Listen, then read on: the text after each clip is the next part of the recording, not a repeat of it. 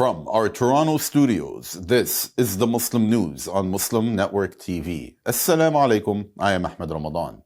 Arab and Muslim nations are pushing back on Trump and Netanyahu's 20-point Gaza plan, with Pakistan and others rejecting key changes. This and more on today's show. Stay tuned. Israeli naval forces have attacked an international aid flotilla bound for Gaza and detained more than 450 activists. Organizers say 21 vessels of the global Sumud flotilla were forcefully intercepted, 20 are presumed intercepted, and 1 is potentially still sailing. The activists on board come from 47 countries, including notable figures like Swedish climate activist Greta Thunberg. According to the global Sumud flotilla, the detainees are being taken to Ashdod port. Israel's foreign ministry says they will be deported to Europe. Reports suggest they could be held in Ketziot, a high-security prison in southern Israel. Israel's raid came despite warnings from the UN and rights groups that such an attack would be unlawful. Organizers called Israel's detention of the now over 450 activists an unlawful abduction in international waters. Some activists have reported Israeli naval boats ramming ships, using water cannons and boarding vessels by force. Footage shows participants wearing life jackets as troops closed in. The aid convoy set out to challenge Israel's 18-year blockade on Gaza, which has left nearly 2.4 million people under siege and now facing famine. It carries humanitarian aid and medical supplies. The civilian flotilla was the largest such mission in history, with more than 50 ships sailing together. The flotilla tracker showed one vessel, the Makino, briefly entering Gaza's territorial waters before its signal was lost. This is not the first time Israel has attacked a flotilla with aid for Gaza. In 2010, Israeli soldiers killed 9 activists on board the Mavi Marmara, a Turkish aid flotilla boarding the ships in a raid from speedboats and helicopters. Worldwide condemnation followed Israel's murders of the activists. Protests have erupted across the world after Israel intercepted the global Sumud flotilla bound for Gaza. The aid convoy set out to challenge Israel's blockade on the region, which has left nearly 2.4 million people under siege and now facing famine. It carried humanitarian aid and medical supplies. Turkish President Recep Tayyip Erdogan accused Israel of banditry and vowed to protect Turkish citizens on board. In Pakistan, hundreds gathered outside the National Press Club in the capital, Islamabad. They demanded the release of ex-Senator Mushtaq Ahmed Khan, who is part of the flotilla and has been detained by Israel. Malaysia's Prime Minister Anwar Ibrahim confirmed 23 nationals were detained and said he would press allies, including the US, for their release. In Italy, tens of thousands took to the street and demonstrators filled Rome's Termini station, chanting, "Let's block everything." Colombian President Gustavo Petro announced that he is expelling Israeli diplomats and canceling free trade agreements in light of Israel's actions. Belgium summoned the Israeli ambassador and its foreign minister Maxime Prévost, slammed as unacceptable Israel's interception of the flotilla in international waters. South Africa's President Cyril Ramaphosa condemned what he called abduction of activists, including anti-apartheid activist Nelson Mandela's grandson. He said the raids violates international law. Spain, France, Ireland, Germany, and Greece have all demanded protection for their citizens. The UN Rights Office said Israel's raid widened its unlawful blockade of Gaza. It urged Israel to allow food and medicine through and respect detainees' rights. Signs have emerged that not all Arab and Islamic nations are happy with the 20-point Gaza plan unveiled by President Donald Trump and Israeli Prime Minister Benjamin Netanyahu. Pakistan was the first to signal unease. Foreign Minister Ishaq Dar said Tuesday the draft published by the White House was not our document. He said it would not be acceptable without the amendments jointly proposed by 8 Muslim countries. Trump had earlier claimed Pakistan's Prime Minister and Army Chief backed the plan 100%, but politicians, activists, and journalists in Pakistan denounced it as a surrender and tilt towards Israel. Reports say officials from Saudi Arabia, Egypt, Jordan, and Turkey were furious over changes inserted by Netanyahu. Qatar also called for clarification. The growing pushback raises doubts whether the US can present a united Arab Islamic front behind the proposal now before Hamas. Palestinians are fleeing northern Gaza as Israeli strikes intensify. Families carrying their belongings moved south along Rashid Street by car, cart, and on foot. Israeli soldiers in helicopters and warplanes struck them as they fled. Observers say there are hardly any safe places left for them to go, with Israeli strikes hitting homes, hospitals, and shelters. Later, the Israeli military announced Rashid Street, one of the busiest routes, would be closed to southbound traffic from noon. The Palestinian government in Gaza condemned the closure as arbitrary enforcement and part of what it called genocide policies.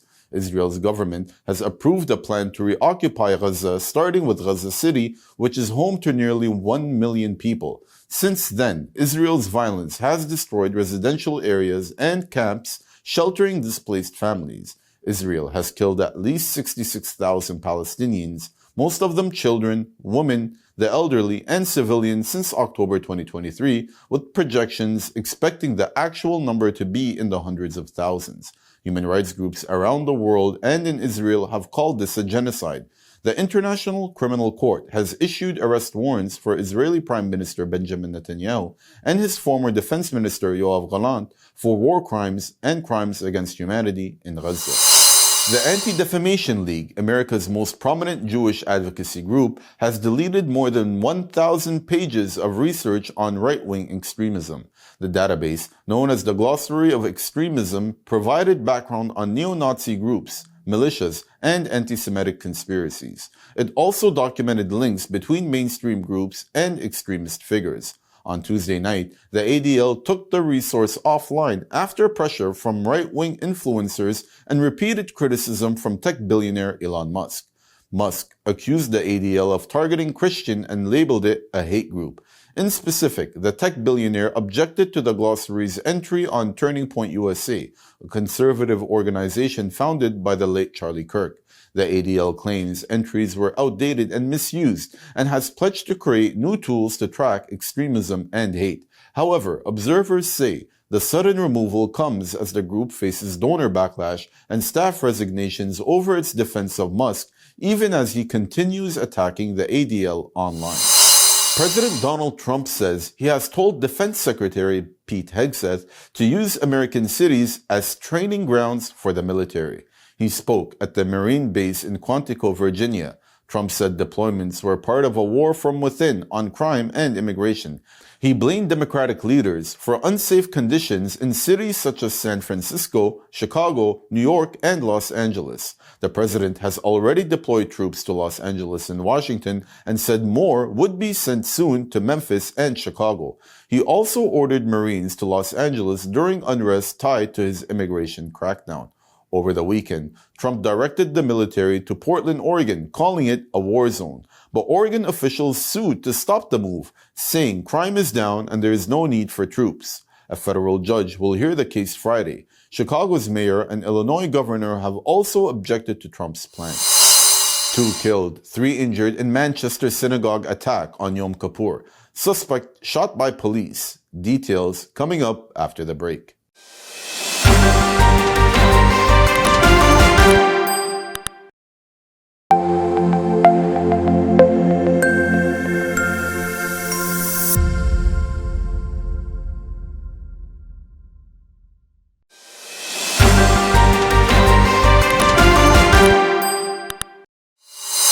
Welcome back. A press-led rally to defend First Amendment rights was held in New York City Wednesday. Protesters carried out banners and chanted, "Journalism is not a crime." The rally came after New York-based photojournalist Alexa Wilkinson was arrested and charged with hate crimes following a police raid. Speakers told the crowd the case threatens press freedom. Hundreds attended the demonstration. Organizers say they want to send a clear message. Journalists should not face criminalization for their work. The event highlighted growing concerns about press freedom in the United States. The Pentagon is preparing strict new secrecy rules to stop leaks and dissent. According to a draft memo, more than 5,000 military officers, civilian employees, and contractors will be required to sign non-disclosure agreements. These contracts would forbid them from sharing any internal information unless it is approved officially. Deputy Defense Secretary Stephen Feinberg is also pushing a plan for random lie detector tests that could be applied to any staff member. Defense Secretary Pete Hegseth is driving the move as part of the Trump administration's effort to root out what it sees as disloyalty and stop leaks to the media. Critics, including lawyers and former officials, say the rules are not about protecting secrets, but about intimidating staff. One attorney said they appear aimed at enforcing loyalty to the leadership. 2 people have been killed in an attack at a synagogue in Manchester, Northern England. Police say the incident began when a car was driven at worshippers outside Heaton Park Synagogue during the Jewish holiday of Yom Kippur, followed by a stabbing. 3 others are in serious condition. The suspect was shot by armed police after ignoring warnings. Footage from the scene shows police shouting, "Get back, he has a bomb." Witnesses described chaos as paramedics rushed to treat the injured. UK Prime Minister Keir Starmer condemned the violence, calling it all the more horrific for it taking place on the holiest day in the Jewish calendar. He cut short a trip to Denmark and ordered extra police deployments at synagogues nationwide. Afghans celebrated Wednesday evening after the Taliban government restored internet and telecom services following a 2-day blackout. The shutdown had sparked anger at home and abroad. It disrupted flights, halted money transfers, and cut off vital communication for families and businesses. The UN warned that it risked worsening one of the world's worst humanitarian crises. Local media confirmed connections were back after an order from Taliban Prime Minister Hassan Akhund.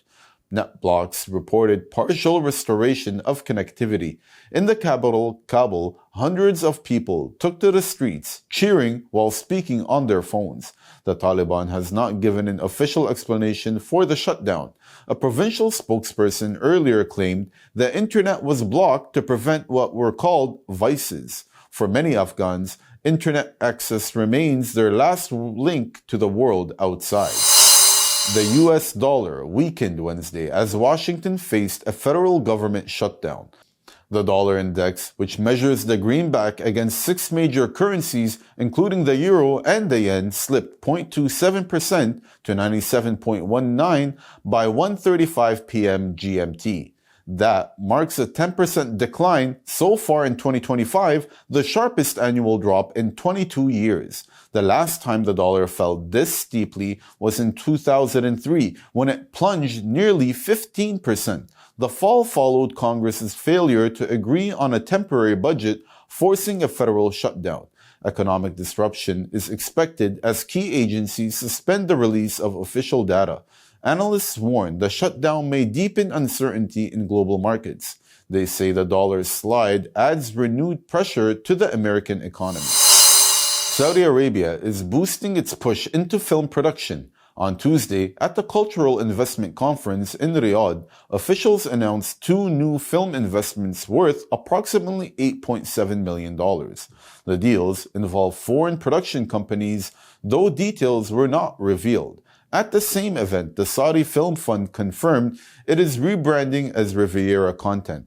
The fund will back local and international movies in partnership with global studios.